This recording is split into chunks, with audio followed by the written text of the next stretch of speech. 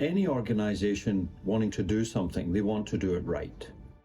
The very name energy conscious organization is self-explanatory.